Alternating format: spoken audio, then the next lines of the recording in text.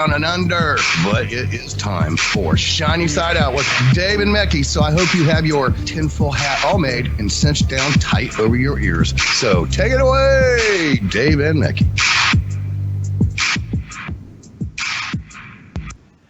Welcome to Shiny Side Out with Dave and Mecky on WZZR, broadcasting from Australia for Revolution Radio on freedomslips.com, where it's more than just radio, so jump into the chat room if you can. Show number 282. Missing Mecky here today just for a few minutes, so hold on tight. I'm sure he's going to be with us shortly. And as Mecky would say, that's 280 and 200. It's on air, online, and on your smart device, so grab an app to listen anywhere or listen at home on a Grace tabletop digital radio. If you miss Solaris' show with John Storm, not Storm, it's definitely Storm. They were talking about UFOs, MK Ultra, Nordics, and implants, and boy oh boy, that was a fun interview. Very animated guest. Well done, Solaris. Now, if you're catching this and you don't know who Solaris is, because you're catching this on YouTube, jump in and subscribe for us. That'd be awesome.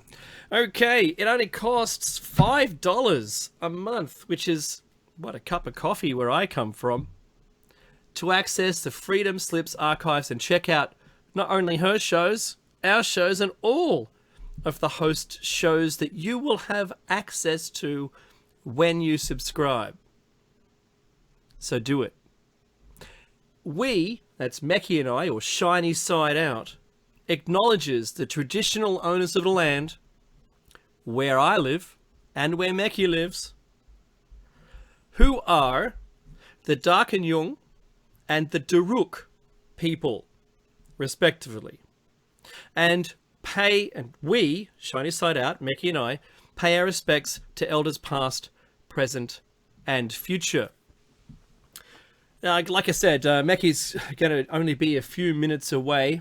If you're listening live, there is now a new feature available on Revolution Radio, which is freedomslips.com, where we're able to stream this radio and show that we produce directly to the homepage. So click on the link, but if you're listening in the chat room as well, you want to mute that audio track because they're a little out of sync, but you'll be able to get our video feed with our audio in sync if you go via the website homepage. This becomes a YouTube stream afterwards. All right, so now that I can put my webcam back on, here we go. Pardon me, I haven't shaved. Anyway, I've been so ill in the last week. It wasn't the reason why I wasn't on air last week, though. That was a different reason entirely. Sorry that I missed out. I did catch the show again when I was editing it together and popping it up onto our archive. But, and Mecky did a great job. He's good, the old Mecky. I really appreciate my co-host and partner in Shiny Side Out. Thank you very much, Mecky, for holding the fort on your own. It's actually a tough gig. Now, the experts in media think it's a breeze. Maybe. But it is tough. It's tough, and my hat goes off to Solaris and her show for being able to talk for 2 hours with a guest. And if you can do it on your own, that's an extra special feat right there. Now, I'm aware that Mecky's talking about last week, the show 281. Actually, I think this is 282. It is. So we're talking about the Black Knight satellite, or otherwise known as the Dark Knight satellite, conspiracy theory, about there being an object floating around and in orbit of our planet, low Earth orbit, that's been there for some estimated 10,000 years or so. Now, we will be getting to that maybe today, because today has a little bit of news, and I'll cover that off, and hopefully I'll get through the news portion, and then we'll be talking about maybe a dedication of this show. Okay, so look, firstly, we're talking about live streams. There's a segue. the UN live stream today that I was able to at least put some time into to watching. It's not always entertaining television or live streaming, but this was the UN live stream, and they decided to impose further sanctions on North Korea for going against the nuclear non-proliferation treaty, the reduction and the punishment of a reduction of 1/3 of their exports, which is supposed to reduce their income. The same income which is supposed also to go to its people, but is rather being spent on weaponization and not food. And we've all heard those stories about the people are starving. I saw a documentary where the guy was eating lawn clippings because that's all he could do. That's the only food he had. At least he was eating something. I do hope this doesn't go any further. That's my personal belief. I think sanctions should be enough. But I mean, sanctions these days is like doing a run of bumper stickers. That's it. Bumper stickers. That's as effective as sanctions are gonna be. Didn't we see Iran or Iraq getting sanctions? Everyone's got sanctions on someone about something. Is it doing anything? No. It just makes it go underground. It's like prohibition. Did it do anything? No, it just created, the black market. Let's do that. Let's create a black market we don't have to tax anything on. Well, we're going to get the same effect here. I think it's going to go nowhere. I think this, though, historically, looking back in the history books and saying, well, all the countries of the world said they should stop it, and then he didn't stop it. So all it is putting down on paper, legitimizing the future event that's going to happen. Now, that's what I say. I do hope it doesn't go any further, but I suggest there is still a possibility of war in the very near future. This rings especially true if North Korea continues to flout its research in the face of this resolution. These are my own words. It's my story I've put together for this. The US and its allies are performing maneuvers in the waters right now off the coast of North Korea.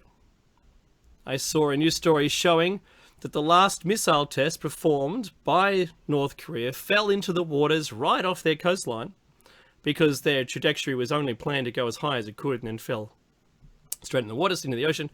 But it fell through the flight path of commercial airliners.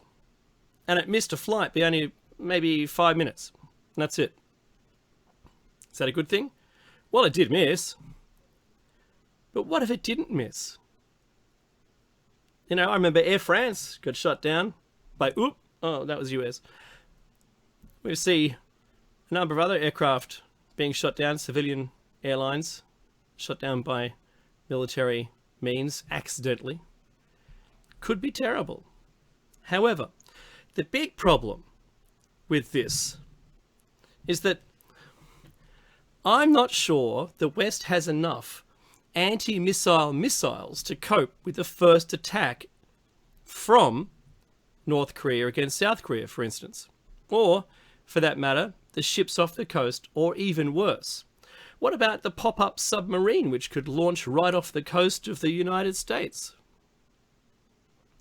Trump has been notioning that he won't telegraph his intentions, but is likely to attack on the next event, whatever this next event is. Now they've formalized it, it's like a legal document, and they can go ahead and do what they want.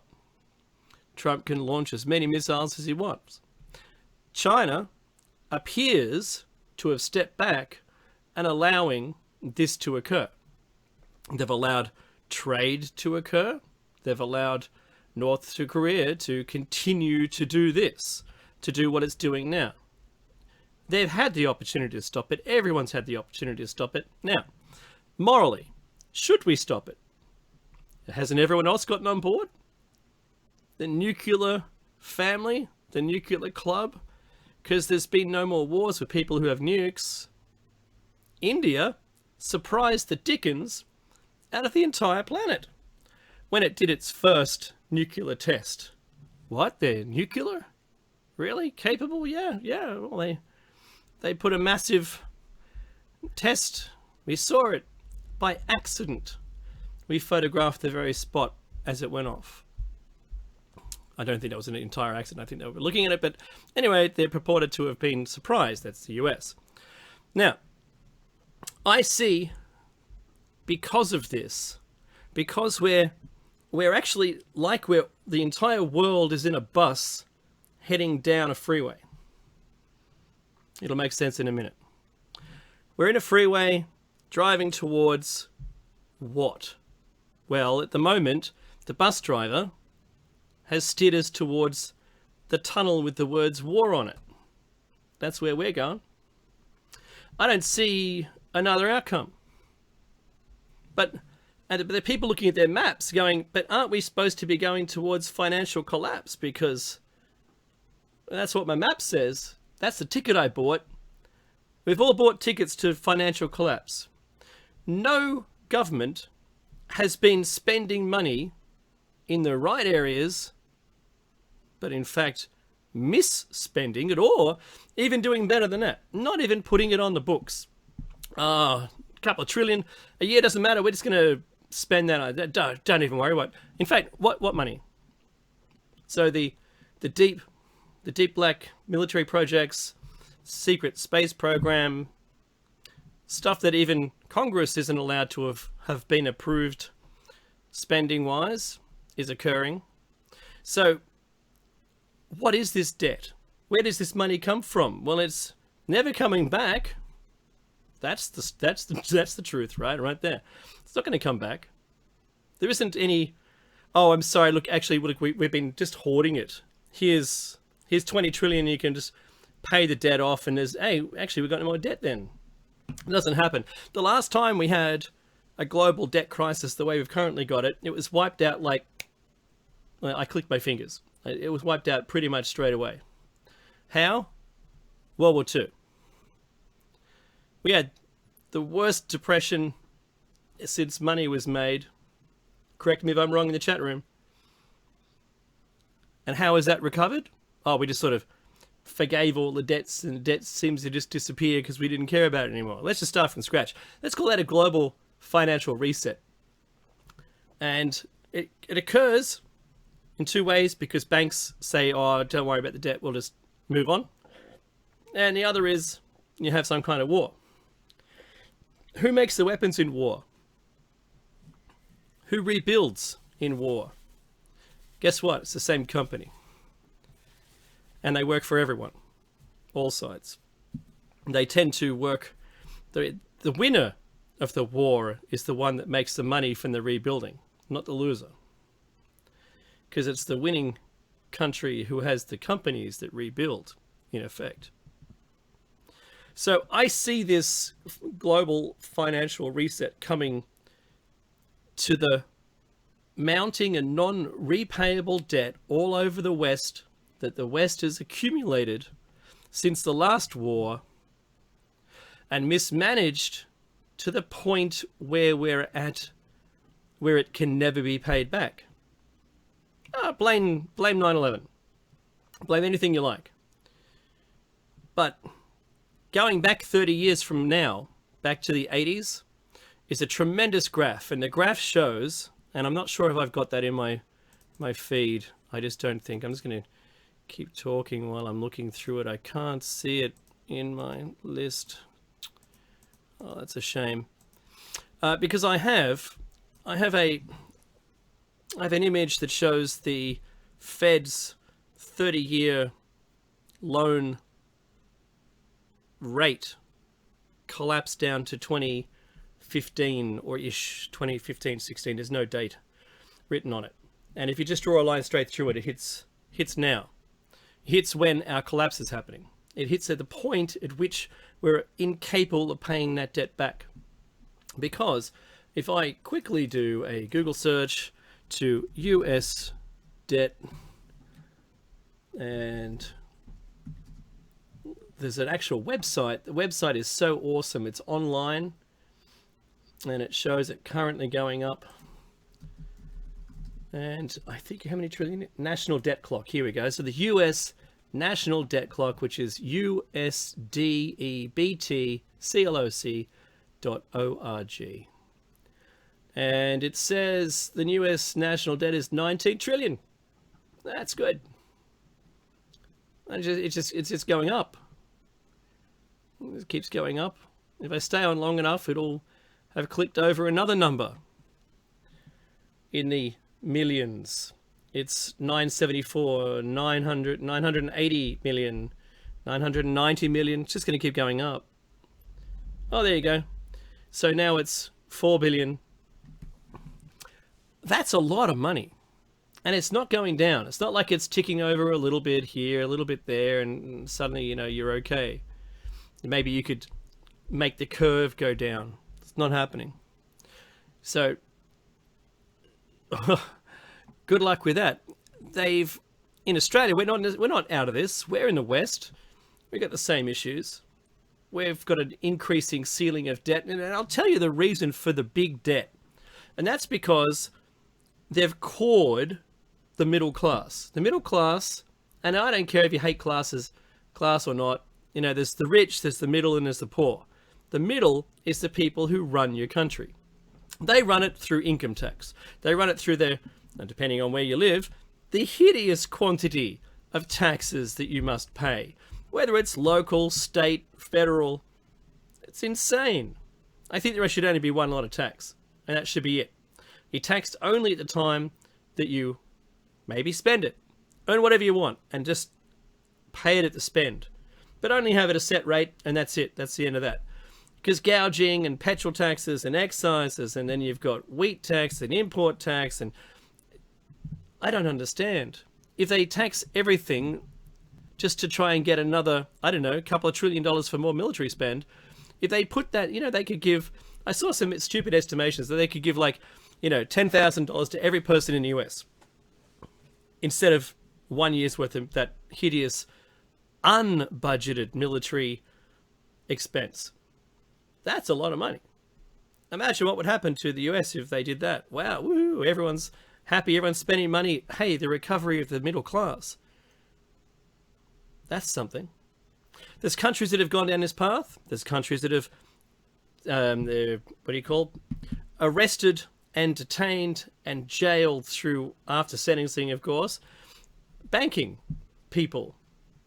In Australia, the segue, the banking industry here has been found, one of our banks, and it's in the news, and I'm not performing any kind of illegal act by mentioning it, the Commonwealth Bank has been reportedly not providing to the government deposits over $10,000 or $10,000 and above. What this is, there was a law put in place that said that the banks needed to do this so they could cut down on the underworld payments, non-taxable income. And if you were to deposit that, you could also catch money laundering and a whole bunch of things. And that's great, because that deposit would then be referred to the government or the tax office and reported, and you should be able to, when it comes tax time, be able to account for it, or at least justify what it was for. If you're just moving money around between accounts, fine. But if you're trying to clean money and then take it out, and what they've found is a whole bunch of people were putting it in one account, transferring it to another, and then exiting it back out again. So they've just laundered the money through the bank. So that means the bank is now not complying, implicit in the money laundering. Implicated. It is part of the money laundering system for the black market, for the underworld. And did you know they talked about a $1 trillion fine with that bank? Now, if that happened and the bank was actually forced to pay it, which even if they were issued a fine and there was a sentencing and anything, they probably wouldn't go anywhere anyway. It probably would not end up being a payable offense or a fine. They'd probably just, wash it off and who cares, and it would move on. However, if they were forced to pay the $1 trillion fine, which is what's been bandied about now because of the amount of offences at each one having a $10,000 or whatever it was, $100,000 fine.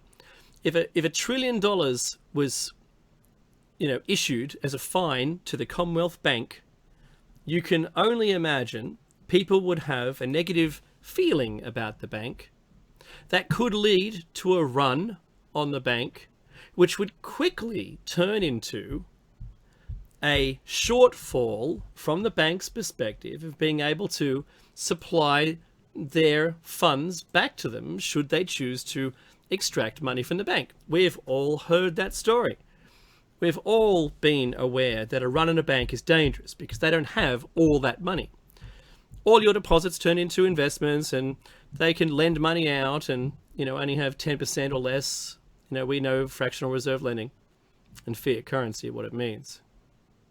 So, the big question is, would the other banks survive if that happened? It's the big four. We have four big banks here in Australia, and that's the top of the tree. And that could be a very dangerous thing indeed. Now, I ask that if all of this global resets and the financial things and all the wars and all of the UN, non-proliferation agreement and sanctions now against North Korea, is all this leading to a big event? Welcome, Meki, to Shiny Side Out with Dave. It's good to have you on board, Meki. I'm sorry I've just carried on a bit long with the finance problems. But just before I want to do this, I want to say quickly, there's 3 other news stories here. Meki, what have you got? What have you been doing all week? And how on earth is your foot? Yeah, my foot is okay. Broke my foot. Your audio is pretty low. Turn it up. How's this? Is better? Keep going. Okay, so that's better. Yeah, I broke my foot. So in the last show last week, I told you guys my foot was sore. It's not. It is broken. So that's what happened. I broke one of the foot bones. Like it's an extension of your toe, a 5th toe, but it's not the toe that's broken. It's the thing inside. I'm not sure what happened, to be honest with you. Not exactly. I'm still trying to figure it out, but I'll keep you updated on that. There's a lot of things that have happened this week, obviously. And I don't know if you've mentioned it, Dave, but the Shiny Side Out, Dave and I would like to offer our condolences to the family of Jim Mars, who passed away this week. Yep. He was, look, I don't want to lie here. He was in his 70s. I don't know how he died, but I do understand he was sick. He's been fighting whatever he was fighting for some time. But I do want to say that he was a true journalist. He was a gentleman and a scholar. And Dave and I had the pleasure and privilege to have him on our show very early on. It's almost 5 years ago now. Unfortunately, that show, due to YouTube policies, was deleted. Now, I'm told that once something is on the internet, it'll be there forever. That's what I'm being told. If that is true, then I would like anyone who's listening and who's got access to our Jim Mars interview to come forward and give it to us. That would be really cool. Even if you have it in audio only. Yeah, absolutely. Okay, absolutely. We don't care what the format is. It's from 2012. It's show number 17. And if anyone has a copy of it, please get it back to us and we'll put it back up on air, online. All right? Yes, absolutely. Because for me, it was one of those defining moments in a way. Because, sure, we had a show. It hadn't really sunk in what that meant. It was, like Dave said, it was show number 17. However, Jim Mars was someone whose books I had bought and read. He's also been a speaker at a number of, certainly at a couple of Nexus conferences I attended, and it was great to see him live, and it was surreal to be able to speak to him, to have a conversation with him, and be able to do so. So to talk to him and actually add something to the conversation. For me, that was a fantastic experience. Like I said, one of those defining moments where you realize this is fantastic. This medium here that Nighthawk has made available to both Dave and I is a brilliant thing. And of course, we've had many awesome guests. For me, Jim Mars, though, and Lloyd Pye, both of course are no longer with us. Mm-hmm. Both of those guys, for me, were special, very special, because first of all, I had seen them in person presenting. And secondly, I had been following their work for some time. Obviously, if you research any of this stuff, you cannot help but come across these guys. Now, so today's show, before we go on to the news items that Dave has, today's show was going to be a actually it's the final show of the Black Knight Satellite, and I think we can do that. But I do want to spend a little bit of time on Jim Marrs and his research and the things that he looked at and how he looked at them. If you have not got his research, I urge you to I don't know. Look, if you don't want to buy his books, okay. I mean, money's hard to come by, but on YouTube there's a plethora of interviews with Jim and talks of Jim. Or go to his website. I mean, it's still up, and I think it'll be up in perpetuity. But yeah, so that was a huge loss. I held back with the response from the Chinese side out because, well, it was an internet news item, so you can't trust it. But after a couple of days, no one had come out with any news to the contrary. I thought, well, I guess it might be true. He actually has passed. So we gave our official response on Facebook as well. Sorry, Dave. Did you want to add something to that? Not to the Jim Marrs thing, but we'll go through his research in a minute. So one of the other stories that's been popping up is the global weather and not just the climate, but the planet itself. New record temps around the globe, in particular Portland, Oregon, to hit 107 Fahrenheit, which is 41 degrees. I mean, that's just crazy talk. That's going to be a new record. Flooding everywhere. You name it, where it's raining, it's flooding. A new volcanic eruption in Indonesia, and that was at Mount Sinabung on the Indonesian island of Sumatra, blasted volcanic ash as high as 2.6 miles in the air on Wednesday, one of its biggest eruptions in the past several months of high activity. There was also pyroclastic flows and lava flows as well, plus quakes, several quakes as well. This thing is, well, it's awake already, but it's not happy. It is not happy. So, but this something that struck me, and you'll get the joke in a minute.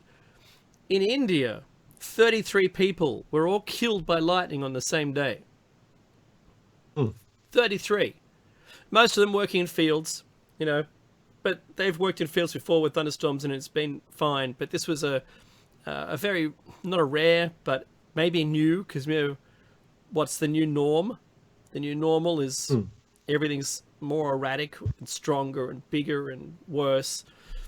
But there's been 700 deaths so far due to flooding this monsoon season in India, as well as the 33 people killed by lightning. And that was only on one day. And I looked back and it's like 15 this other day, 20 another day. It's something else. It really is something else. That's happening all around the globe. We had in the week before this one, we had 26 degrees in winter. 26 degrees is the average summer daily temperature in Sydney. Average, I say average. That's what we had as a maximum in winter. Winter? Absolutely crazy. Now, if that was summer, that would have been one of those 45-degree days that we get every once in a while. We just had some huge solar flares. Maybe solar flares are affecting the Earth's protective shield and more high energy is hitting the Earth. Solar energy is hitting the Earth, the high energy, the ionizing energy, the energy that's above visible light that can destroy your DNA. Remember, everything above visible light destroys your DNA. So, you've got to look at it holistically. Look at the planet as a whole. Look what's going on. Have you seen that news about New Zealandia? New Zealandia, yeah, the new continent. Yeah. The discovery that there was a continent next to Australia, sort of connected, but just not by a channel. Enough for a water channel between the two.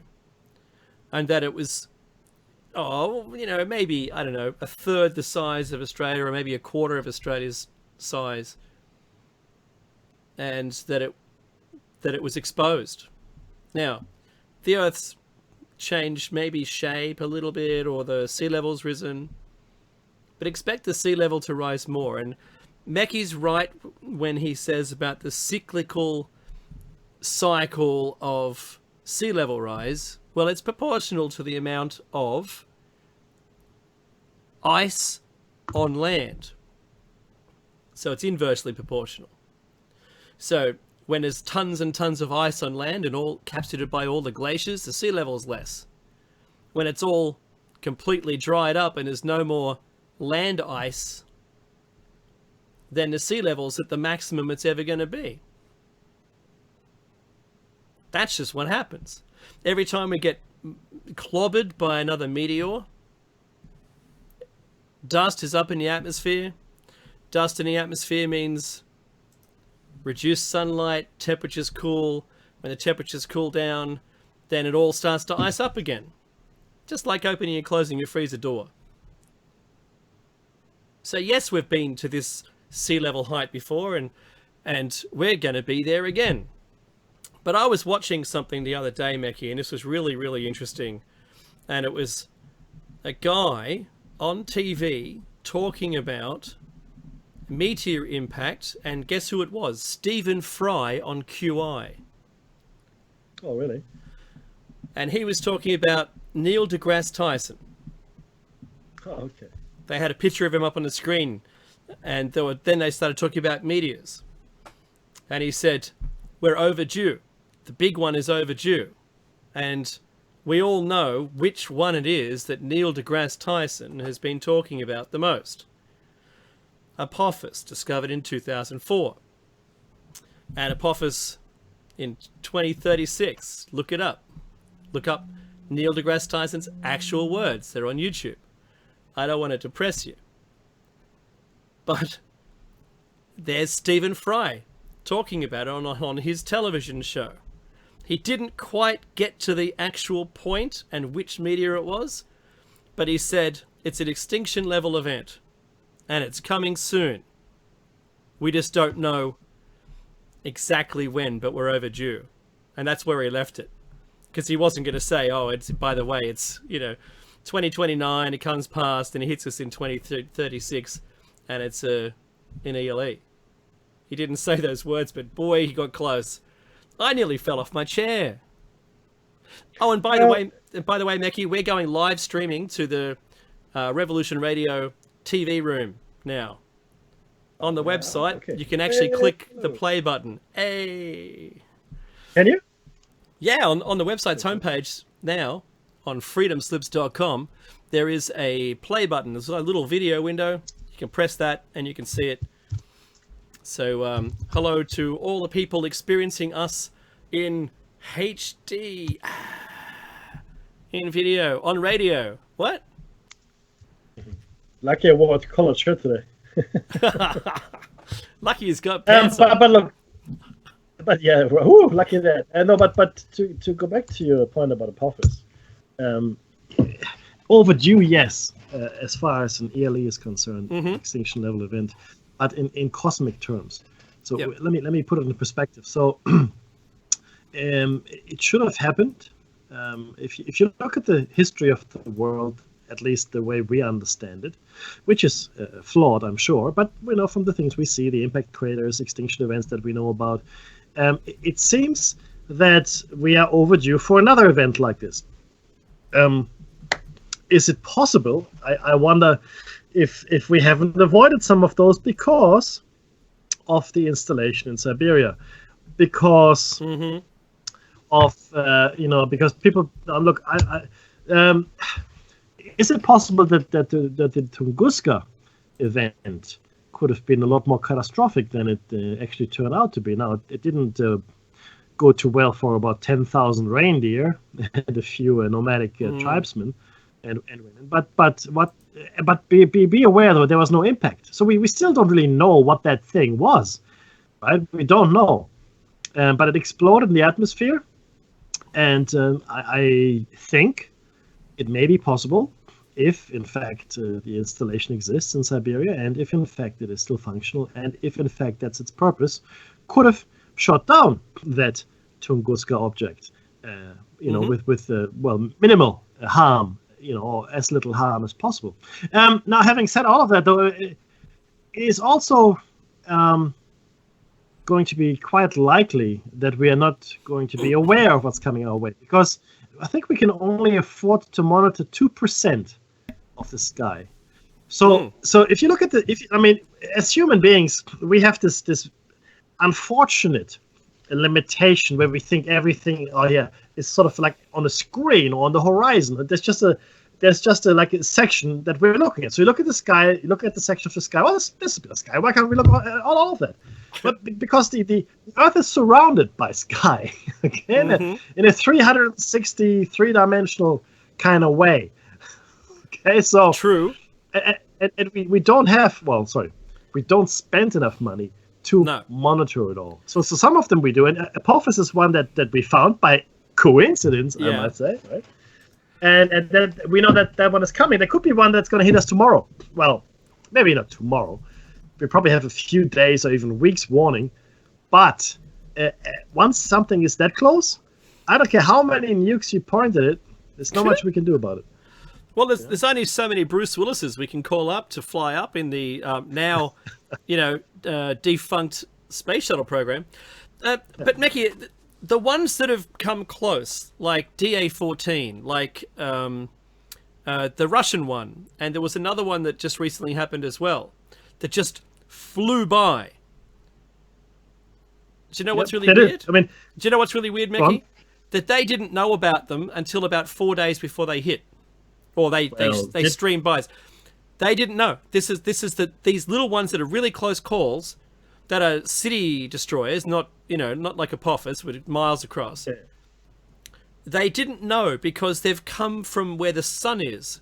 Now, if they were to point their, billions of dollars worth of equipment and look where the sun is, they'll fry them.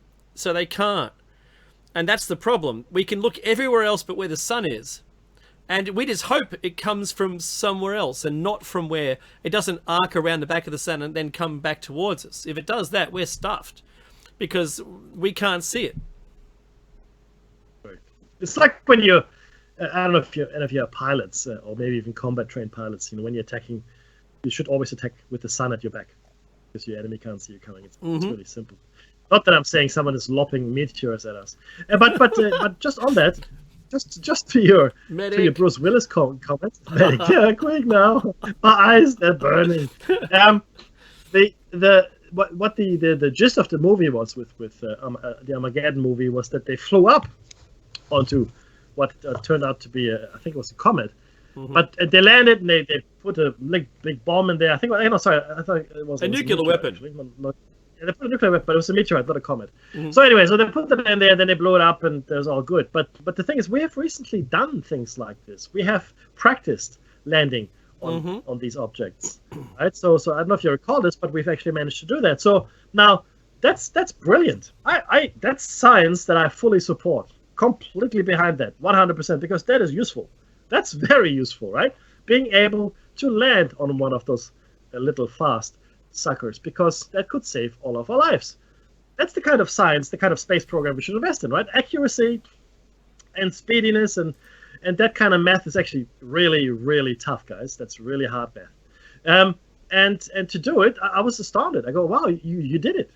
That is amazing. It truly is an amazing feat. It's hard to appreciate it if this is not really your hobby and you don't really like or understand astronomy, which is cool. I get it, or astrophysics even.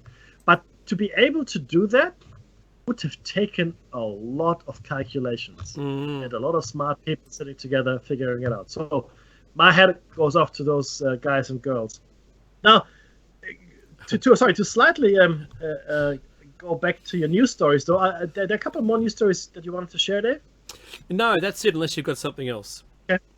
Well, look, I'm sure I don't want to talk about Mr. Trump anymore. That's so good. I do want to direct your attention to two things. One, North Korea seems to have the ability, and I mentioned last week, to strike any city in the United States now.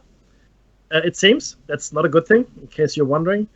Secondly, the I think it's the 40th tallest or something residential skyscraper in the world in Dubai was on fire. It's ironically called the Torch.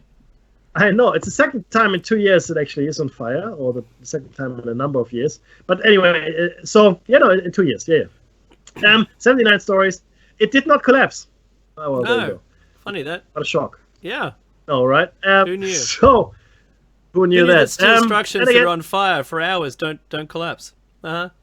Yeah, and look, the only two structures that have been... Oh, sorry, the only three structures. The only two structures that have collapsed are the Twin Towers, but they were hit also by planes. And fair enough, they were hit by planes also.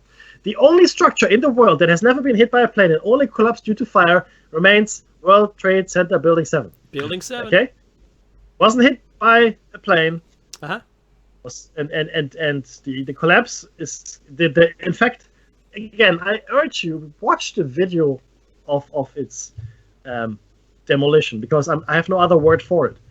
If you wanted to have a pancake demolition, which goes, collapses in on its own footprint, that's a textbook. You should go who did that, and they should teach a class on how to collapse buildings. I think they do teach classes. Right? I'm positive that company would have received money for doing that. Yeah, and to my knowledge, only one official institution, website, magazine, and I forget what they're called now, I do apologize, are in support of the official 9/11 collapse story. There are thousands, literally thousands of engineers, architects, and so forth. And it's called, I think it's...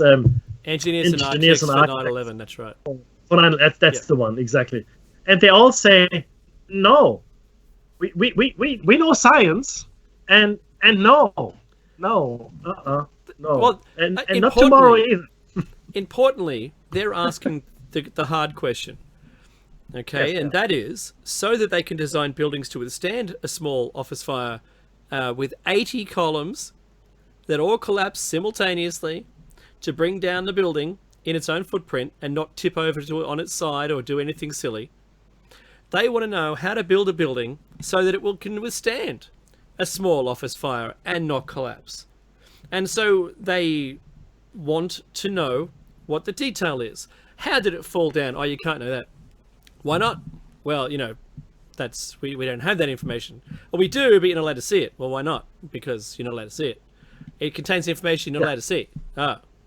So why did the building collapse? Can't tell you.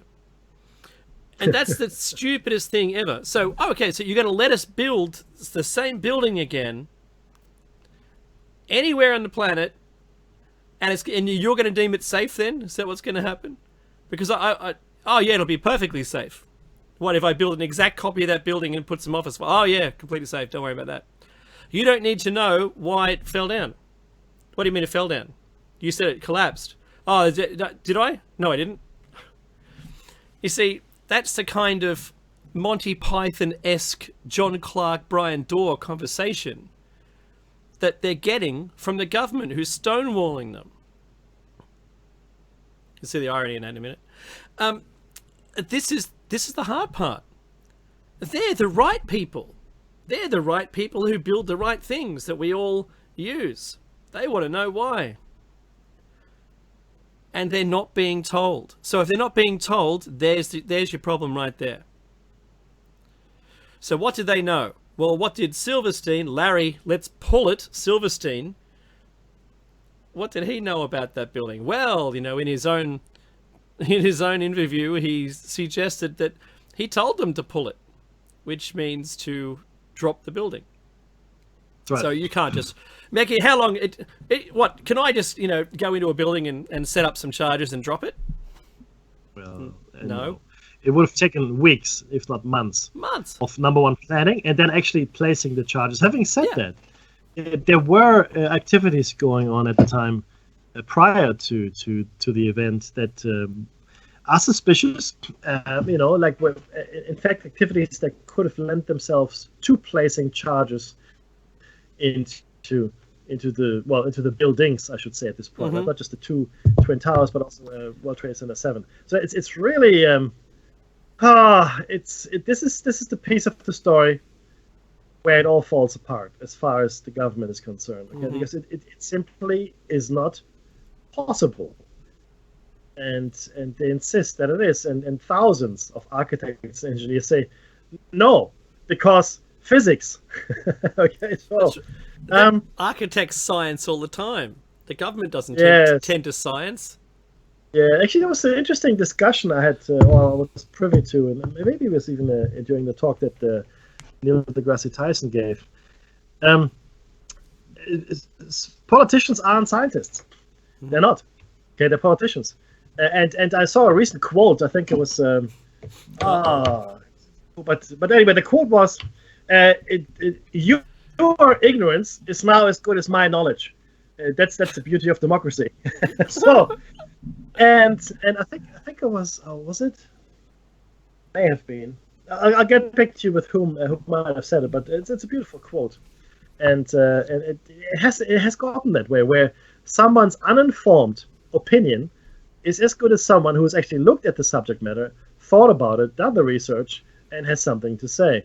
Now, Dave and I know all about that because we get trolled all the time. Okay, all the time, and we do research, quite a lot of it, and have done for quite some time.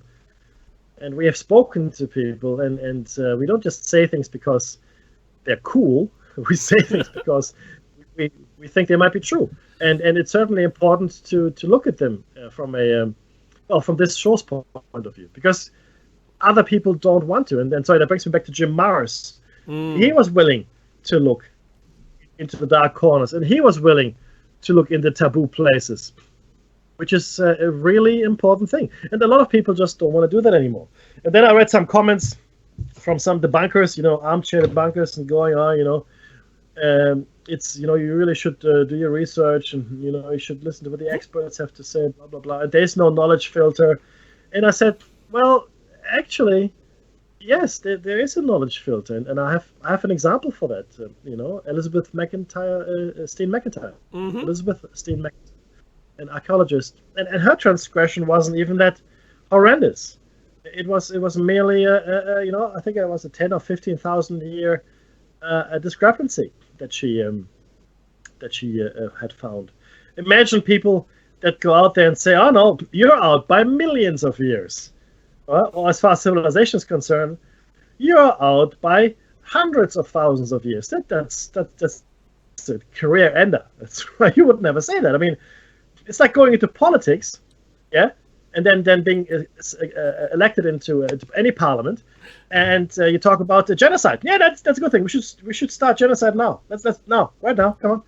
How long do you think you would stay in politics if you said this? I'll tell you how long. Not at all. Well. Okay. Hey, the first bill that you would write is that you've turned it into, I don't know, an oligarchy, or it's now a what's it called? Not a military coup. The other one. I'm now a fascist leader, and. So what was that? No, go ahead. A dictator. I've just become a dictator. So no more elections for anyone. I'm the only leader there is. Okay, genocide begins now, and just form orderly queues. We'll get through you all. Don't fuss. That's the kind of thing that you're talking about. And yes, you wouldn't last in politics very long, but certainly you'd stay in power if you turned it into that. That would work. So, that's not an instruction manual, whoever you are. Not like George Orwell's 1984. That's right. How quickly was that adopted, Mecky? That's just not fair, is it? Oh, look, yeah, and it is all the unspeak. It's the violation of not just the English language, any language, and the twisting of terms and phrases. But also let's talk about for a second. Let's talk about the term, and this is actually now we're in Jim Marrs tribute territory. Yes.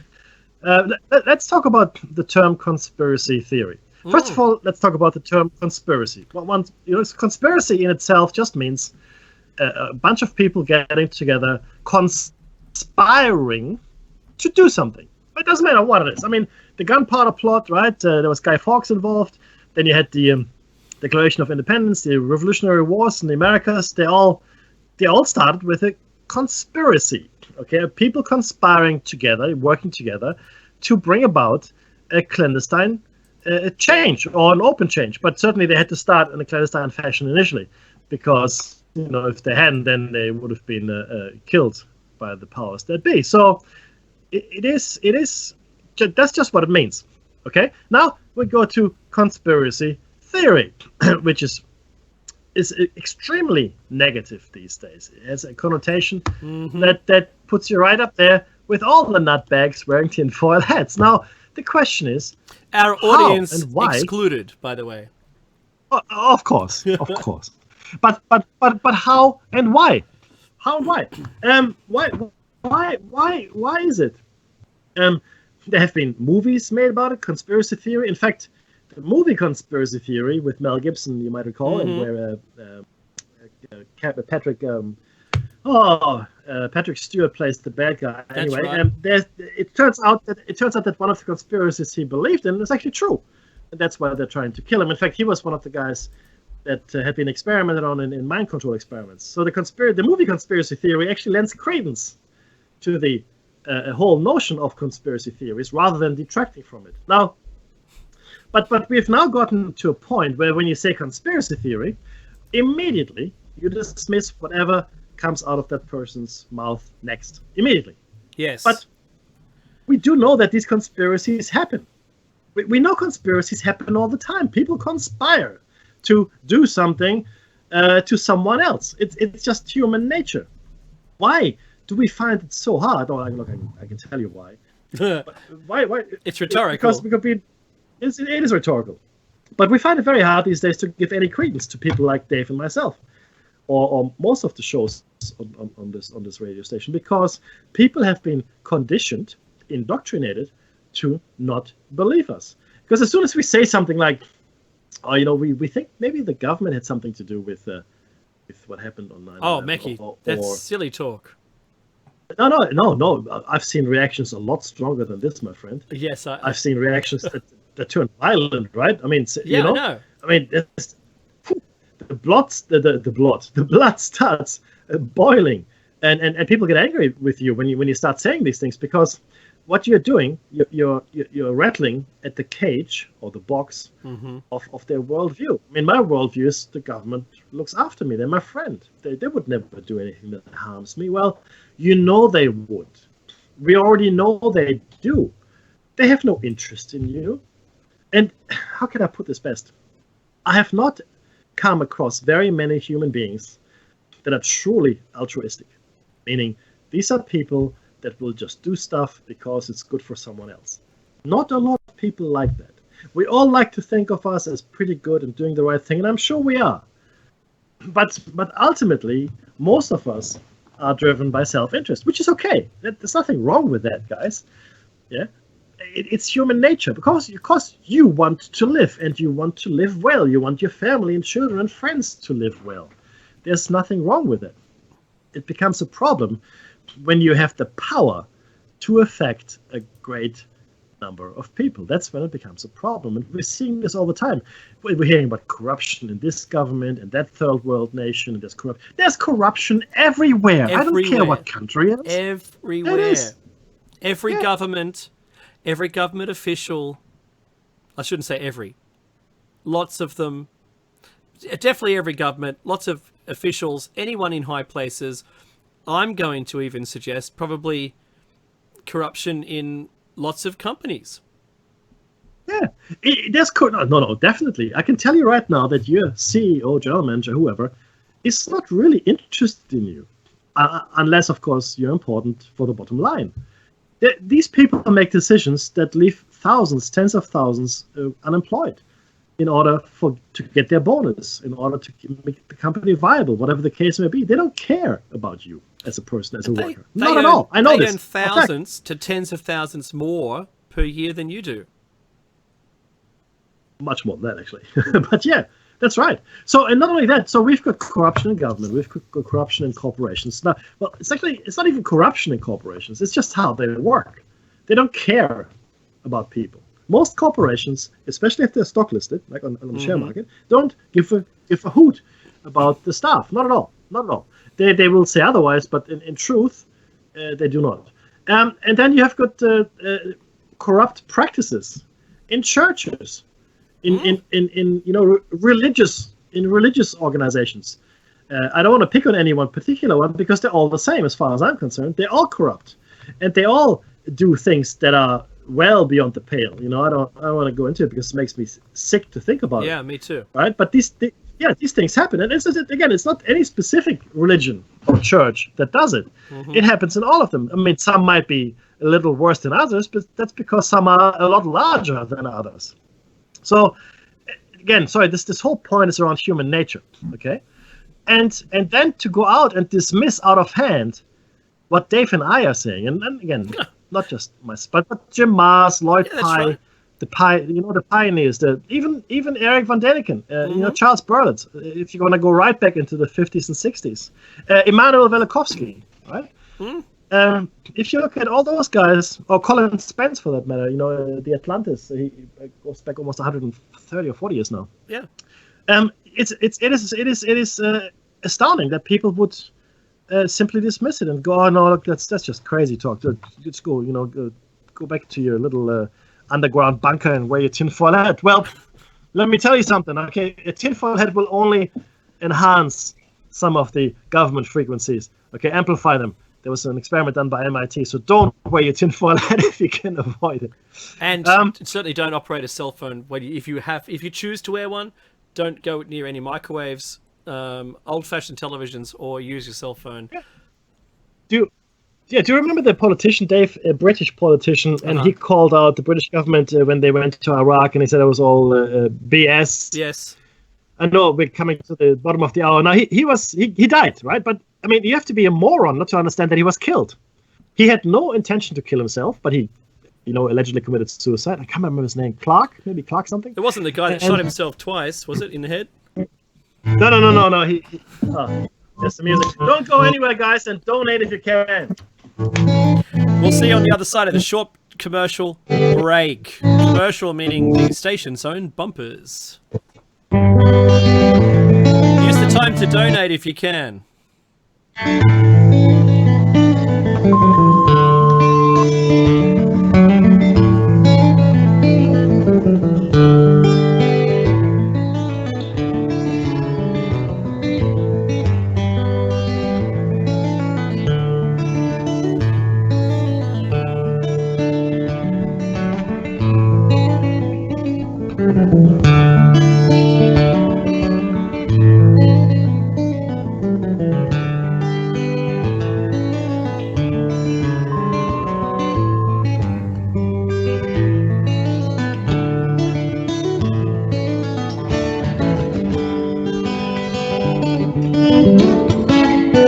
Listen to Revolution Radio at freedomslips.com, and we'll be right back after this message.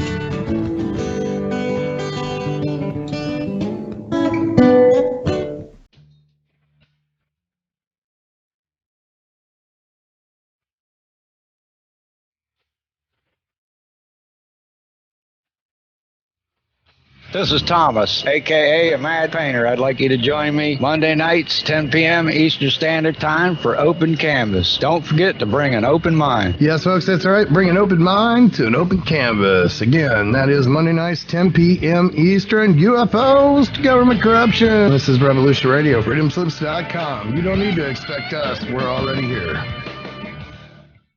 There is no denying the world is awakening. We see it in the global uprisings and demonstrations of the people around the planet and the new way of thinking and living that is arising naturally within each one of us and our communities. I have been a major player in this global shift and movement for over 20 years and have helped tens of thousands of people around the world change their lives and find their voice. in order to help create the paradigm change we so desperately need. Join me here at Revolution Radio on the Just Bernard Show every Tuesday at noon Eastern Time for 2 hours of powerful interviews and discussion with some of the most influential visionaries of consciousness, alternative media, and suppressed knowledge. We promise to reveal the real matrix and empower your human experience.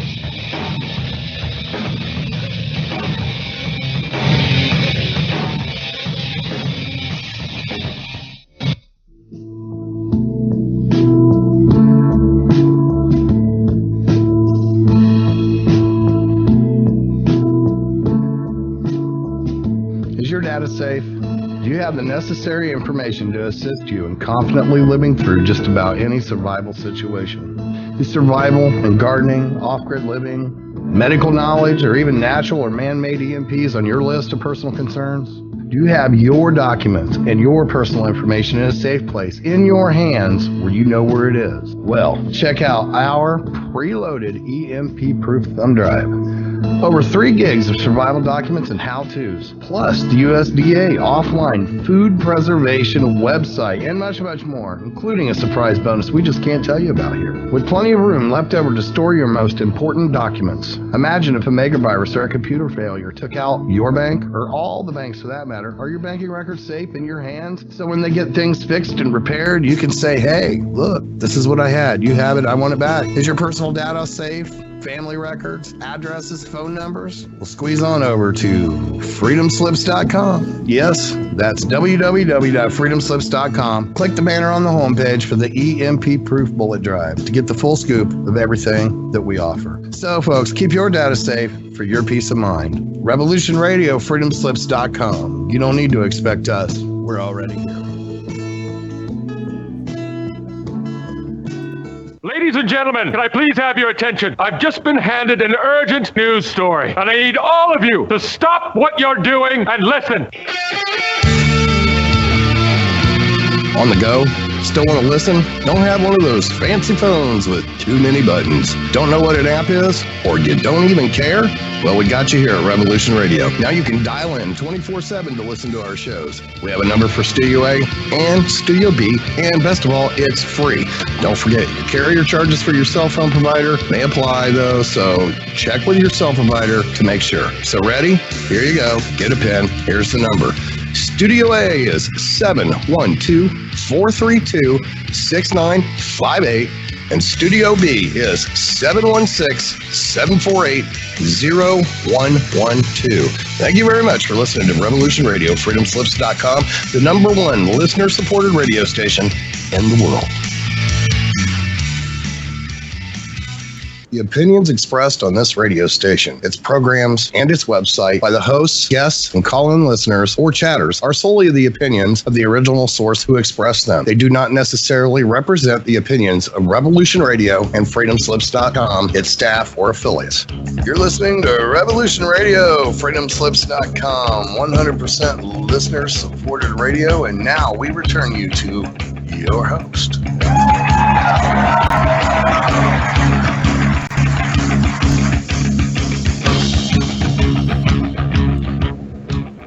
Hey everyone, you're back with Dave and Mekki on Shiny Side Out. Get yourself some great merchandise from the station's website. Buy a CD of your favorite host shows for a previous season. Maybe an EMP-proof thumb drive with thousands of survival documents, or a packet of 75,000 seeds with long life in the freezer in a Mylar packet. I expect it would be. But if you can get those things in return. There's plenty of other gifts you can get if you make a donation, but follow the directions carefully and ensure that you write in there the gift you would like to receive in return. There's values of money that you can donate and then receive a gift, but be careful that your local customs will allow you to import whatever it is that the gift is that you've nominated, because you want to avoid disappointment. The number to call in if you're in the USA is 347-688-2902, or if you have Skype, you can simply add Freedom Screen. If you live in Kentucky, you can pick us up on FM on WZZR 101.3 or anywhere else, and I do mean anywhere else, including the ISS, or anywhere else intergalactically if you can reach the Earth's internet. And you can do that via TuneIn.com, Web Radio Central, Receiver mobile app, Freedom Slips mobile, TalkStream Live, StreamFinder.com, Internet-Radio.com, Radio Tuner, Radio Ways, RadioOnline.co, and our very own app named Shiny Side Out, and it's available on Apple and Android. This is Show Hunt 282. Pause for Mechie. And he's muted. And he's muted. 280 and 200. 280 Awesome. and 200. Do you know what? Now, I'd like to say hello to all the people who have subscribed to us recently. Thank you very much. Yes. I expect that you'll go back through our work and work back up to where we're at. We don't want you to get left behind. We realise it's a difficult path, isn't it? Is it not, Mechie? look, To jump in that's a very right good now, point. go ahead. No, look, that's in fact, you made a very good point. We don't mention it often enough, and thank you for doing this today, I guess, because we should mention it more often. All the shows we have done in the past are designed to take you by the hand and lead you across what can be a very complicated and confusing field of endeavor. You know, like looking at conspiracy theories, paranormal activities, unusual events. You know, things like time travel, quantum physics, UFOs, Yetis, ancient civilization, mind control. All of that stuff is hard to navigate if you're just looking at one of them, right? What we're trying to do is give you a little bit of a lifeline, a little bit of a hand in navigating all of it and understanding the coherent threads that are running across all of them. It really does help if you listen to all the shows. I'm not trying to boost our YouTube viewership, but it does help. It really does. And there's some really interesting stuff in there. I do go back from time to time to see how we did, and I have to say there's a lot of information. There's a lot of good information that we've put out there, not to mention our awesome guests that we've had on over the years.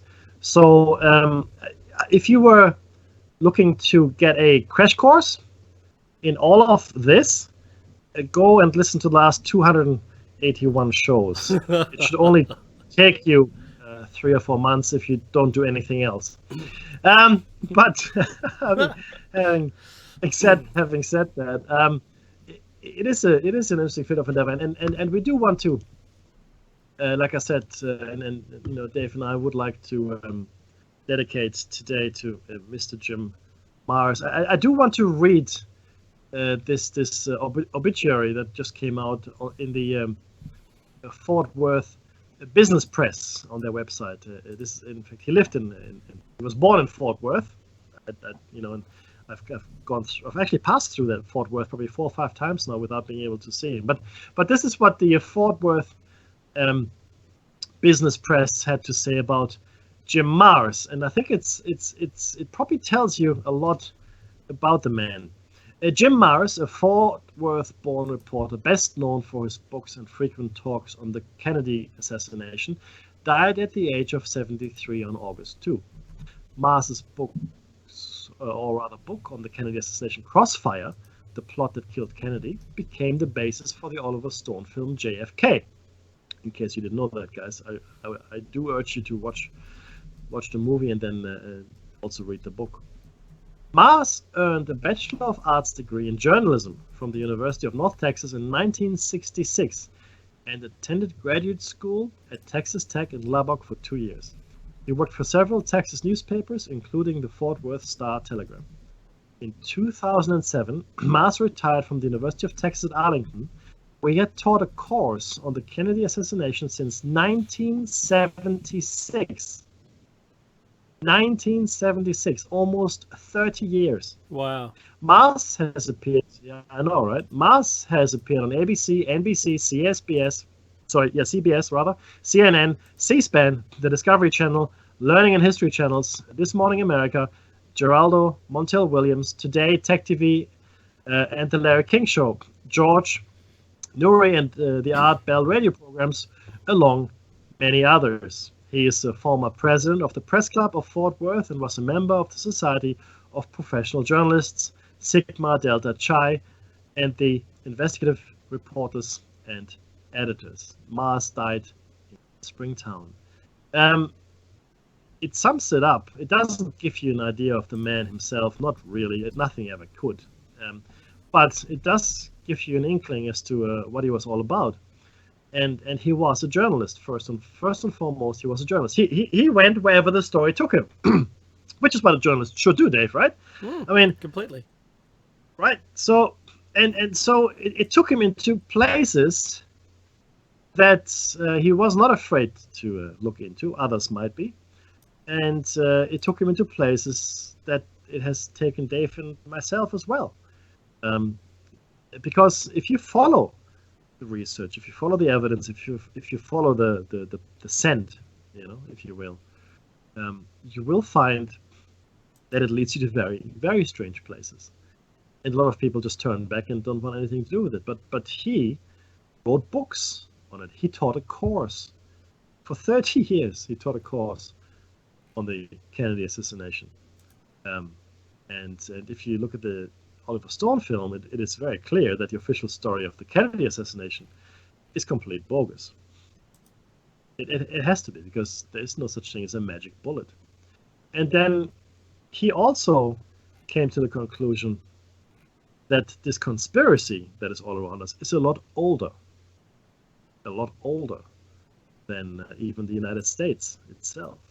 We spoke to him, we interviewed him, but it's also very clear in his books that he believes that this went right back to Babylon and beyond. Thousands of years worth of conspiracies holding us where we are. And I completely agree with his findings. And the funny thing is this, Dave, a lot of researchers come to very similar conclusions, right? Because it is almost inescapable. Once you have accepted that you will face ridicule and that you will be out of the mainstream, okay, and people might not take you seriously. Once you've accepted that, you can then focus on where the evidence leads you. You can focus on whether or not you have the stomach to go any further, right? And for me, and I guess for Dave as well, and other researchers, we just want to know. I want to know. Can I change something? Can Dave by himself change anything? Not really. I mean, it takes all of us to make change, right? You have to understand that you can bring that change. If we all rise up together, we can affect change in a peaceful way too. But I want to know. I really, really, really want to know. And that's the thing that's driving me in my life. I mean, I have a job. Of course I have a job, right? That's all good, but that just pays the bills. This is the passion, and this was Jim Mars's passion. He was a passionate and eloquent speaker. The information he gave us was fantastic. The level of research he had done, and again, I must urge you to read his book Crossfire, is astounding. It's meticulous. It's what he learned as a journalist. He studied journalism. He worked as a journalist. That's right. Okay.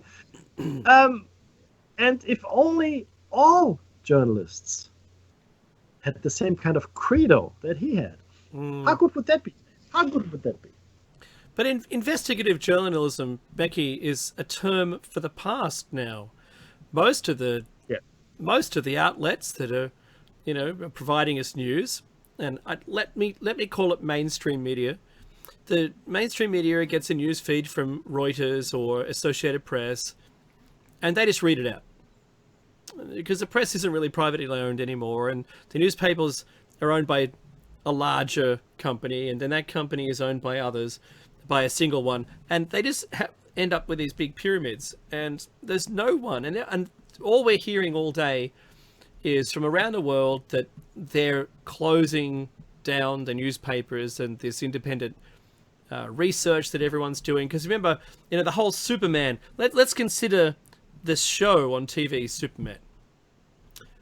There's a newspaper, Jimmy Olsen, Clark Kent, what's her name? I forget, I'm sorry. Lois Lane. Now, they're journos who are looking for the story. And they went out in the street and they're talking to people and finding things, and they got contacts, and then they would put a story together and, you know, throw it to the editor and say, look, I really want to do a story on this. And he goes, yeah, get it to me by, 3:00, and we'll run it. But maybe they've got to bump something else. Hopefully that's the most important story. Well, what happens now? Well, it's just the same story. In fact, the same story can be published in 2 different ways across the US. New York, California. I've seen the same headline with a sub-story with exactly the opposite connotation. In one of them, it was a positive. In the other, it was a negative, and this was about Trump, for instance. Same newspaper, same day, same story, but written around the other way, because that was their ideal audience. They wrote for the audience. They didn't write for the story. Well, in fact, because there was no story. It was an opinion piece. It wasn't investigative journalism. Someone didn't, get their flat feet out there in the street and talk to people and put a story together. And that's what's lost. And Jim was one of those. He was one of those people that hunted the story down, found everything about it, whether you were going to be happy with the news or not. He found it out. When we interviewed him, one of the things that I was more, as Becky was and our listenership were surprised to hear that was still alive and well in Jim. That's what he did. And he didn't truly profess this himself, but it's evident now that and don't mind the pun, but that's a dying breed of journalists. They don't educate people to do this anymore. They don't want people finding out the truth anymore. We're in a world where the truth is, well, let's just call it fake news. I love that term. That's what the mainstream media says about us. All the topics, Becky, that we're, not just you and me, but all the other people in the same realm that we're in, we talked about drugs in sport. We talked about, gambling in sport, where sportsmen are gambling against themselves or for themselves so they can fix, match fixing. And they go, oh, surely that can't be right. Then, you talk about, salary capping and all this stuff. Oh, they're breaching it all the time. But no, does anyone really care enough to want to look into it? Oh, no, because they're all doing it. They're conspiracy theories. Each one of those was a theory. They're conspiracies because they've all come true. They transition from being a theory into being fact. And when they become fact, someone's in trouble. Someone has to get done for the crime because they're crimes. Lance Armstrong confessed to having taken all those drugs and winning the Tour de France. And then they stripped him of all the medals. These are the little ones. The JFK one that you brought up, Mickey, that's an extraordinary thing. A jury decided that the magic bullet thing was, well, it's plausible. What? The guy's head blew off the side, the right back side of his head. I've watched the video about 1,000 times. I've watched the digitally stabilized version. I've watched the video from the other side of the street. I've watched a combination of these videos being put together. I've watched a 3D rendering of the entire scene. I've watched all of those. And there's no way in the world that I could be convinced that it's a single bullet that does it. Definitely 2 shots. One is shot and he clutches his neck because that's where it comes out. And then he's shot from across the street because that side of the head blows out. The left side, he's shot from the left side, not the front side. There's no explosion in the car because that's what happens on the exit. It blows out the exit. It doesn't blow in, it doesn't blow out the in hole. There's always a small hole on one side and a big hole on the other side. So someone on the other side of the street shot him. Not from up there in the building with Lee Harvey Oswald. Did you see recently, Mackie, the tapes of his last phone call were released this week? Or I didn't see that, no. put out there? Yeah, you should have a listen. These are the kinds of things that the moon. What's the first things, Becky? Everyone talks to you and they go, "Oh, it's conspiracies." Really? Oh, okay. Well, I said, "Well, name one." They go, "Marilyn." Yeah. Well, she was shot because she knew too much about JFK, about the secrets. Right? She was killed, not shot, killed. JFK. Well, he was shot by his own people, but they wouldn't do that. No, they did. Right? And why? And Mekki and I, when we looked into this, there's only 2 American presidents that were shot, and both of those wanted to remove the connection to gold and be able to print their own money for their own good. Because I think all governments should just be able to print their own money. Who cares? I don't care. Print the money to get all the jobs done. Print the money to pay all the people to do it. And guess what happens to your economy? Whoom! It bursts into bloom. Suddenly it's fixed. Oh, but you can't print money, Mekki. That's just wrong. What happened to the last politician in Australia that said, "Oh, we should just print our way out of debt"? She went to jail. Why? So you can't. It's sacred cows, guys. It's sacred cows. It is. In fact, you're probably thinking, "Oh, this is crazy talk." I do urge you to listen to our show cycle on fiat currency to understand how it all links together. However, having said that,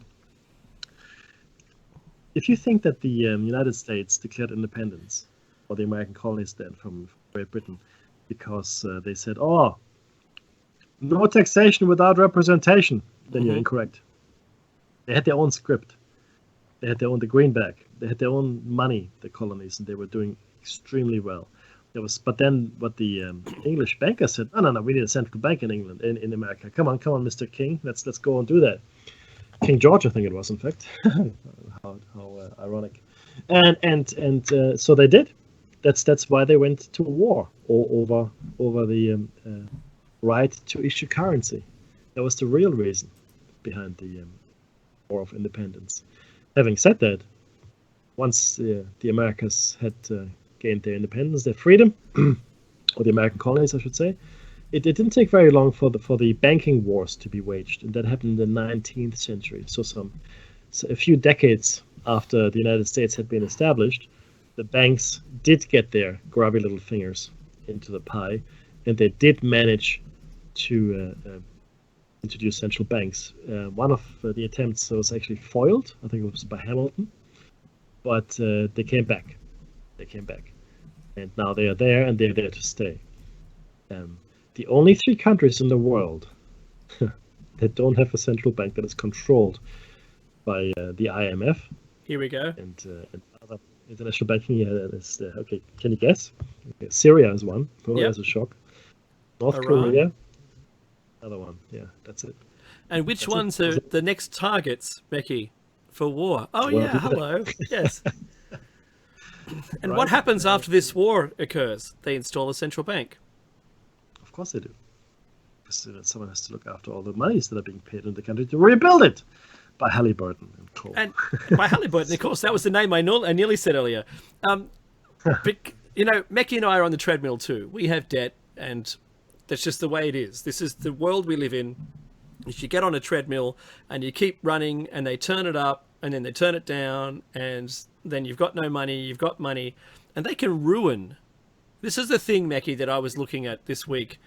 Once I heard the news of Jim, I was looking up all the other people who have passed away, all the other suicides, people who were submitting something to a court so that someone may stand trial in the future, and how many of those people had passed away through either accidental means or suicide.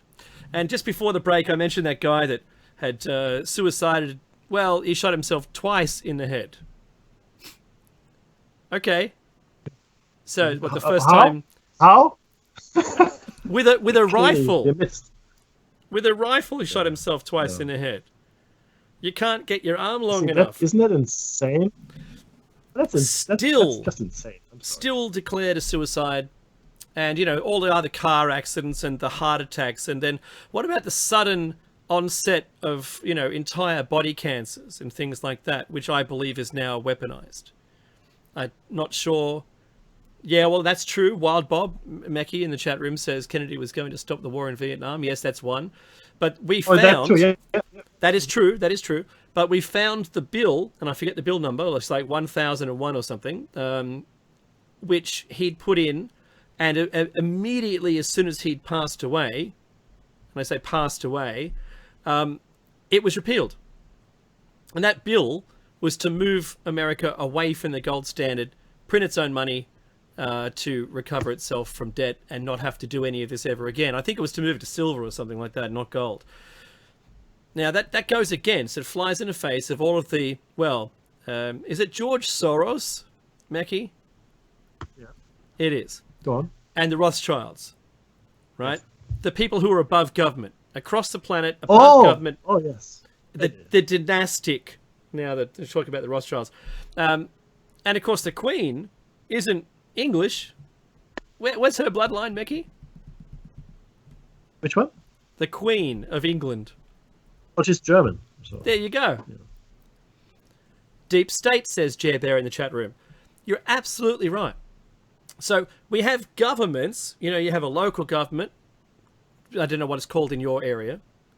And then you have a state government. We all still have those. Then we have federal governments. And then we have, I don't know, like this toothless UN thing, right? Sitting on top of that, where I expect at some point they're going to install a one world government that'll just it'll morph into a government for some reason, and they'll tell us it's for our own good. And the next thing is, above that are these individuals who are above and have no jurisdiction in any country. They're above them all. They tell everyone what to do. Religion used to be that. And now they're getting done left, right, and center all across the planet because of all of the despicable acts that they've done and all the non-paid taxes. Think about that for a minute. So this world that we live in, and the ones that Mackie and I, we live in it too, just like you. This world we live in has a control structure, and it isn't quite what you think it is.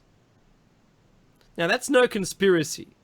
That's completely and plainly obvious, and it's certainly more obvious when the mainstream media confess openly that they control the populations, the populace, the people. They control us through their product with the aid and direction of the government. That's... When you start to think about it the way that I just described it, does it not put you in a better frame of mind to be able to deal with it? Ignoring it is one thing. Oh, Mackie, that's silly talk. I don't want to hear what Dave's talking about because, that's just, what about my home shops and work? Can I still go to the shops? Will there still be things in the shops? Can I, I don't want my life to change. Yeah, no, completely. Look, can I just share this with you? I've been just looking at this. I want to share with you some of the suspicious deaths, right, that have occurred. Make up your own mind about all of these things as well, because if you can't corrupt someone and bring them over to your camp, what do? You kill them, right? That makes sense. And they will try that. They will try to bring people across, because that makes them feel better about themselves. It's just easier to corrupt someone. But sometimes people are incorruptible. There was Alexander Peratnichi. Okay, he was rich, successful, but he discovered or exposed a massive money laundering scheme. Massive. $230 million were meant to be stolen by the Russian mafia and the government that was conspiring with them. He blew the whistle, and a little time later he was found dead, lying on the road. He had no injuries. Okay, and on his body he had no outstanding medical conditions, but he was dead. When an autopsy was performed, they found a rare poison. Okay. So, well, did you think suspicious? Yes. Mark Dutroux, it was a sex ring whistleblower, 1996, right? A 14-year-old girl in Belgium suddenly vanished from a swimming pool. Okay, and 2 days after, an eyewitness actually saw the girl being taken to the van owned by Mark Dutroux, he confessed, and his wife as well. And they led investigators into their basement dungeon where the girl was found alive, but they also found the dead bodies of 2 more girls. And he actually then spoke out about even more, or even larger rings. Yeah, which is horrific. And so one of the witnesses there was Bruno Tagafero, a scrap metal merchant who told prosecutors he knew Dutroux had crucial information about the car in which two of the victims had been kidnapped. But soon afterward, Tagafero was found dead of an apparent heart attack. Right? Hubert Massa, a top prosecutor investigating the case, also died suddenly in an apparent suicide before the trial began. He didn't even leave a suicide note. Okay. That's really rare. People who suicide will prepare for it. Usually, write down a letter. They'll take their shoes off. They'll fold their socks up neatly. They'll do things which signals it. So if you see, it's like people jumping off a bridge, Mekhi. Did you know they don't want their shoes and socks to get wet, and their jacket, and they'll fold it up all nice and neatly, and then climb over the edge of the bridge and perish. That's right.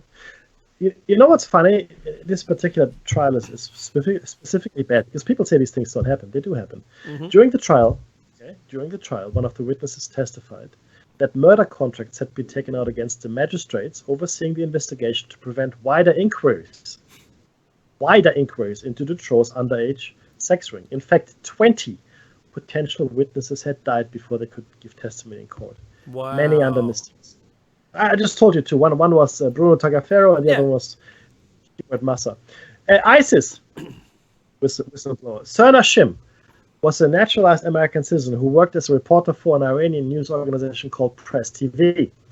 In October 2014, she was sent to the border between Turkey and Syria to report on the conflict between the Kurdish forces and ISIS and so forth. While stationed at the border, Shim reported that ISIS-affiliated Al-Qaeda militants were being smuggled over the Turkish border into Syria by hiding in the back of 8 vehicles owned by non-governmental organizations. NGOs. Some of these vehicles had emblems of the World Food Organization, which is part of the United Nations. These activities suggested that the government of Turkey was sheltering and supporting ISIS. Right? And Turkey had previously refused to assess Kurdish fighters and so forth and so forth. Okay. Now, after Shim reported on ISIS militants being moved into UN trucks from Turkey to Syria, she was accused by Turkey's intelligence agency of being a foreign spy. Boom, boom, boom. 2 days later, she was returning to her hotel in Suruç in Turkey when her rental car suddenly collided head-on with a large cement mixer truck, and Shim died in the crash. Well, Mekhi, she was awarded the International Investigative Journalists Award. Yes. Coveted award of death when you discover something that they don't want you to discover. Yeah, it goes on though. I mean, Enron whistleblower John Clifford Baxter was an Enron executive. Oh, yep. Right, and earlier had reportedly challenged Enron's management, including CEO Jeff Keighley. Yeah, about the company's corrupt transactions, and then he resigned in protest. Now, when Congress initiated hearings into the investigation, or into investigating Enron, Baxter was considered to be a crucial witness. However, 2 weeks before he was set to testify, Baxter was found dead in his car from a gunshot wound to the head. That's so right. He said that the suicide. In his own driveway. The pistol, in fact, that shot and killed Baxter used rat shot, in a fairly unusual form of ammunition that is untraceable by forensics. And there are also strange, unexplained wounds on Baxter's hands and unexplained shards of glass on his shirt. South African mob witnesses as well have been killed. I want to go on to Barry Seal, a gifted pilot Barry Seal used his personal plane to smuggle cocaine for the Medellin drug cartel. Seal claimed that he had earned up to $100 million smuggling, and he had apparently smuggled up to $5 billion worth of cocaine into the U.S. But after he was indicted, he tried to cut a deal to avoid jail time, obviously. And he met with the Reagan administration, and task force on crime and all that. And the task force made Seal an undercover DEA operative and supplied him with a military cargo plane to smuggle even more cocaine, just to catch everybody, I guess, right? Look. A military cargo plane, I love it. But it actually worked out, right? So the operation was a success. In fact, hidden cameras on the plane took photographs of the smuggling operation. The Reagan administration distributed the photos to the press, later using them to justify arming the Contras. At this time, Barry Seal also worked for the CIA, which had allegedly been sponsoring Contra groups that smuggled cocaine into the U.S. Mm-hmm. The money from drug sales allegedly funded the Contras. If this is true, it means that the CIA was backing a drug smuggling operation into the U.S. That's a shock. That would do it Seal already, was a free man. Yeah, and he did community service instead of jail time for the crimes he had committed. He's a drug smuggler, smuggling $5 billion worth of cocaine, and he does community service. That's a pretty good deal. However, the leak of information showed Seal's face and allowed the cartel to identify him as a traitor. Before Seal could begin his public service at the Salvation Army in Louisiana, he was found dead in his car with multiple bullet wounds to his body. What a shock, right? Now, the next one, Iranian secret police doctor, right? In 2019, the elections didn't go well, and Iranians were arrested and suffered injuries. And the Iranian police called Dr. Ramin Purandarjani to administer medical care to some of the arrested protesters who were being interrogated and tortured. But one of the protesters actually died, Mohsen Ruhollah Amini, from multiple head injuries. As a result of this death, Purandarjani was called to testify before a committee in the Iranian parliament. And his testimony was instrumental in getting Ayatollah Khamenei to close the prison in which the incident had occurred. However, Purandarjani was arrested himself by Iranian authorities after he testified. He was taken to jail, interrogated, and eventually released bail. However, Iranian authorities threatened to strip him of his medical license or even imprison him indefinitely if he disclosed anything further. After he returned to his family and friends, he claimed that he was receiving threats. And then suddenly he was found dead. The Iranian authorities kept changing the cause of death, from injuries sustained in a car accident to a heart attack to suicide to poisoning. A salad, apparently, that he had eaten before his death was purportedly laced with a lethal dose of a medication used to treat blood pressure. Hey, Mackie, now, I want to interject just for a sec.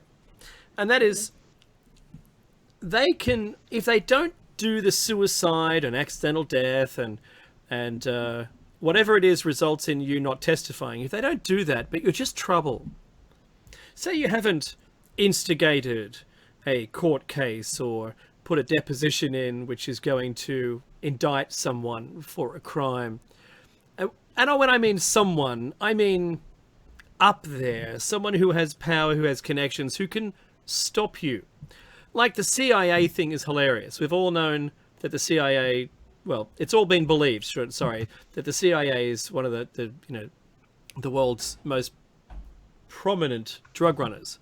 Now, that conspiracy there is, you're playing with the big people. You're playing with the big players, and they could silence you. They could make you disappear. And like some of the threats you hear from the military to do with, the Roswell crash, it's a big desert. They'll never find your body if you choose to discuss it with somebody. They don't just have to do that. They can destroy someone's life. They can take away, because remember I mentioned before that it's a financial system, it's a financial game, it's a money game. That's what we live in. We have debt. It's the only way you can buy something because everything's so hideously expensive. You'd never be able to afford it anyway. And the state doesn't just give you houses, right? So you got to buy a house. And the only way to buy a house instead of renting to give money to someone else is to get a loan from a bank. So then you've got to go on bended knees and plead with them, and you get the money, and then you're sort of living an okay life, right? But they can take all that away. And how do they do that? They can take away your earning capability. So once they take away your earning capability, and then your entire life falls apart, I mean, you'll have nothing.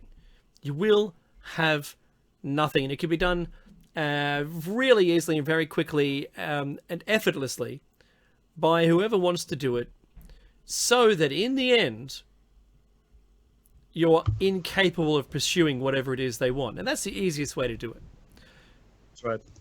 They don't distract you. They don't, arrange a meeting with you and say, look, I'd really prefer if you didn't talk about this thing because, it's bigger than you think it is, and it's not going to turn out really well. That conversation doesn't happen. Just like, the young African-American kid holding a giant soda with headphones on that the police couldn't see, walking away from the police towards his own car because he just purchased it. And they yell, stop, stop, stop. And he does nothing. And so they lethally fire upon his person. He bleeds out within 60 seconds. And when they roll him over, they discover he couldn't hear because he had his Walkman on. Mm-hmm. Right? That's the kind of mentality we're looking at. They don't even really care. So the easiest thing for them is just to kill someone. That's just spy stuff. That's what they like to do. That's the thing that they do. And they hope that whatever the problem is that they can solve it with their gun. With their way of doing it. Because that makes sense, right? But they can, and I've heard stories about this, and they can easily dismantle someone's life so that they've got nothing. That they have nothing and they're incapable of pursuing it in whichever way it is. And look, I just hope it doesn't happen to anyone that we know. I hope that it doesn't happen to anyone here in the station, any of our listeners, if you're this way inclined or a researcher of your own kind. And I'm not suggesting that's what happened to Jim, because I'm not. No, that's right. Right? No, He's been suffering, some physical issues for a while, the medical issues, and sadly they overcame him. Yes, and to be clear, the only reason we're mentioning any of this or all of this is because there are at least 4 or 5 stories I've just told you, and I'm going to give you one more in a second, that are not being further investigated. I mean, where are the journalists here? Where are the? I mean, okay, look, I get it. I mean, people are afraid for their life. I understand that. The unfortunate truth is that journalists are being killed every year in war zones, things like that. So these are courageous people. So why don't they look at these things here, right? David Kelly, by the way, was the weapons inspector. Yes. For the that's the guy I tried to remember earlier. In 2003, in fact, he said that they had found no weapons of mass destruction in Iraq, despite the Bush administration's claims otherwise. Okay, now, unknown to Kelly, the journalist published the information and gave Kelly as a source.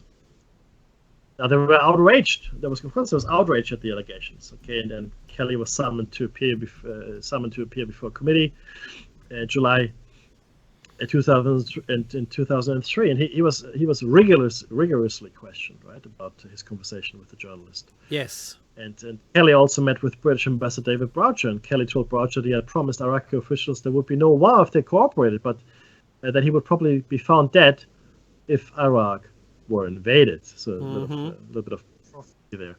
And now, 2 days after Kelly's testimony to the British Parliament, this was July 15, 2003, so July 17, he was found dead outside his home. He had answered some emails that morning and then left for his morning walk.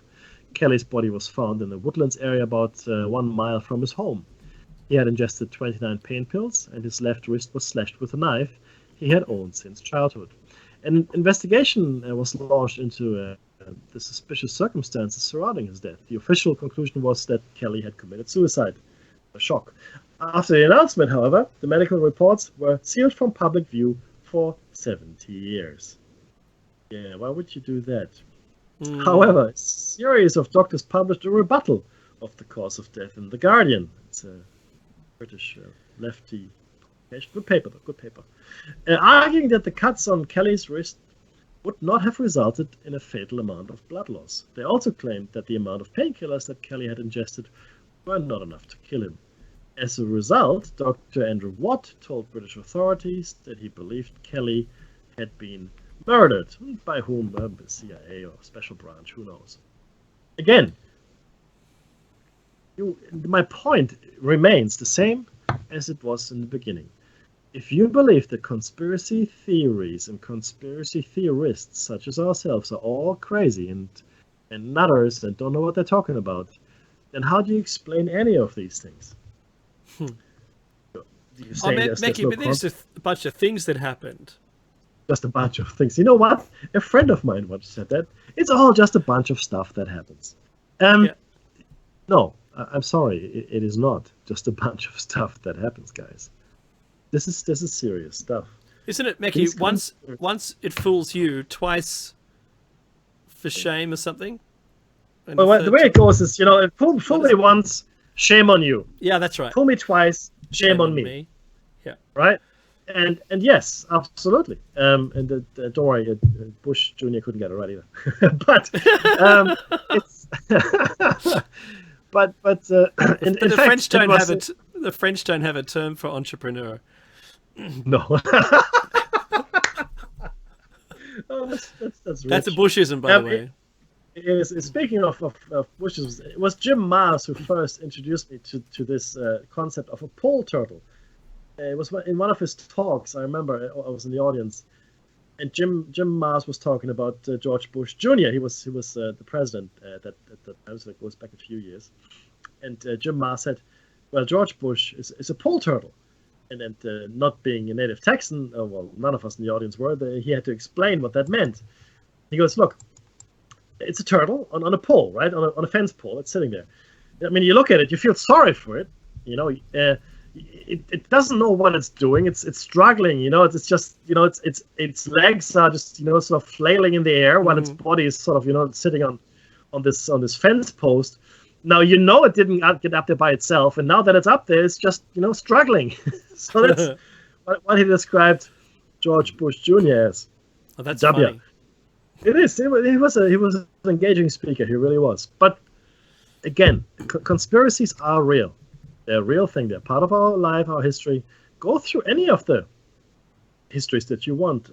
They're rife with conspiracies. Oh, but Mickey, that couldn't happen today. What's different today, Dave? What's different today from 100 years ago, in as far as people relate to each other? Nothing.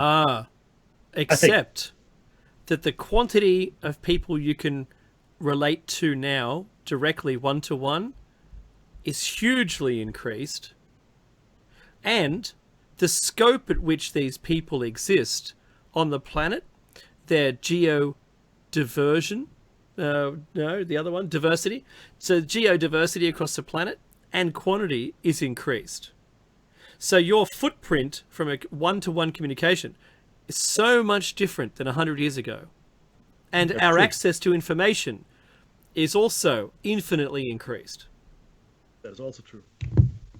Yes, sir. So therefore, there should be more conspiracy theories, really, right? Yeah. Which they are, because people are more aware. Now, back in the day, people would never have questioned government. I mean, people used to go to war happy. Yeah, we're going to war. Yeah, we're going to support our government, our king, our queen, our emperor, or whatever, right? That was a good thing. I mean, people were quite naive. Not everybody, but people were more naive than they are today. But also less fragmented. Today, we are a lot more fragmented than people used to be in those days. And it's really important to understand that with information also comes misinformation. So yes, we have more information. Yes, that's true. But we also have a lot more mis or disinformation, right? Deliberately. So they're different things. Yeah, that's true. That is true. So misinformation is just wrong stuff, but disinformation is being put out there deliberately to throw you off the scent, and that is a real thing. It actually is, right? So it's not like it doesn't happen. There is information out there designed to lead you down the garden path.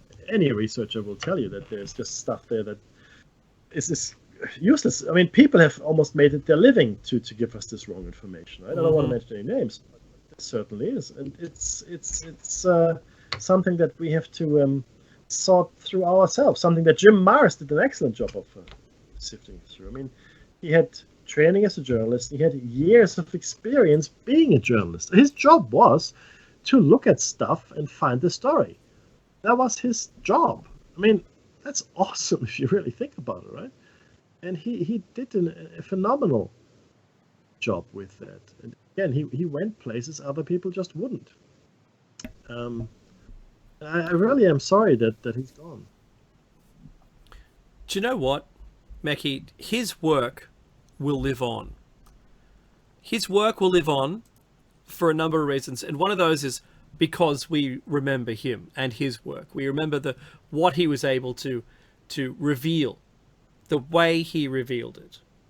I don't think it's lost, and that's the main important point to be made.